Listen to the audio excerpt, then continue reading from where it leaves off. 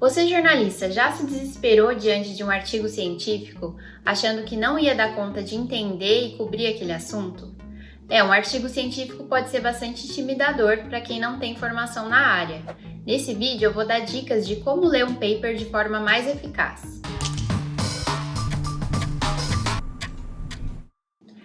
Primeira coisa, se você vai cobrir o estudo, você precisa ler o artigo científico na íntegra. Jamais faça uma matéria com base apenas no press release. O release é feito justamente para chamar a atenção dos jornalistas, então ele pode deixar de fora limitações importantes do estudo ou então exagerar a importância daqueles resultados.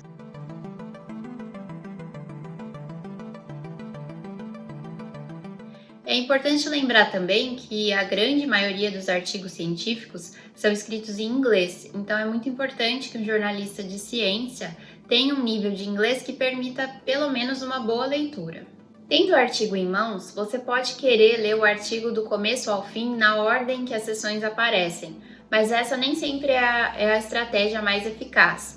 Eu vou dar aqui como exemplo um artigo que eu li recentemente para uma matéria que eu fiz sobre o impacto do Covid-19 em mulheres grávidas. Então, a primeira seção é o abstract, que é um resumo da pesquisa. Ele traz um resumo do objetivo, da metodologia, os principais resultados e a conclusão. É interessante ler o abstract primeiro porque ele dá essa visão geral do artigo.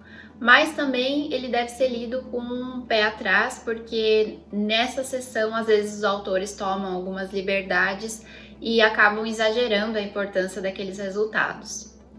Se você se deparar com um vocabulário que você não entende, essa é a hora de pesquisar os termos mais usados nesse artigo para continuar a leitura com mais propriedade.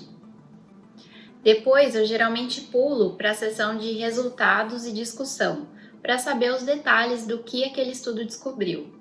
Para facilitar o meu trabalho na hora de escrever a minha matéria, enquanto eu leio o artigo, já vou destacando os pontos mais importantes que podem ser citados no meu texto. Nessa hora, eu tento localizar os principais números dos artigos. Se o artigo tiver gráficos e tabelas, eu já vou diretamente neles. Essas são as partes mais objetivas e diretas do estudo. Ali você tem os dados mais brutos, sem a interpretação dos autores.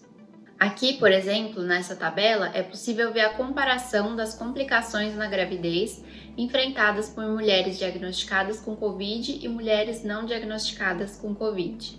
Depois disso, eu volto para a seção de metodologia, para entender como aqueles dados foram coletados. Isso já me dá uma boa compreensão de como a pesquisa foi pensada, executada e os resultados encontrados.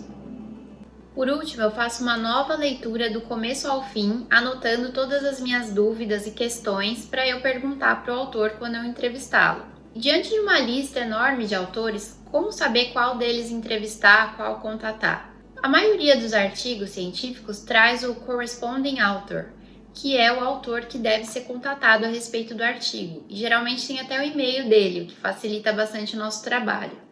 Se o artigo não traz qual é o corresponding author, uma dica é escolher ou o primeiro ou o último autor para contatar, porque geralmente esses são os autores mais envolvidos no estudo. Por último, eu costumo checar também a seção de conflitos de interesses e de financiamento, para verificar se aquele resultado do estudo pode ter sido induzido de alguma forma por quem patrocinou o estudo. Na página do Jornalismo Científico em 5 minutos, eu vou deixar uma descrição mais detalhada de cada seção do artigo científico e uma sugestão de roteiro de leitura. Vou deixar também alguns links de referências que podem ajudar vocês a lerem um artigo científico com mais tranquilidade. Bom, eu espero que a partir de agora vocês não fiquem tão intimidados diante de um artigo científico. Espero que esse vídeo tenha ajudado. Muito obrigada por ter assistido até aqui e até a próxima!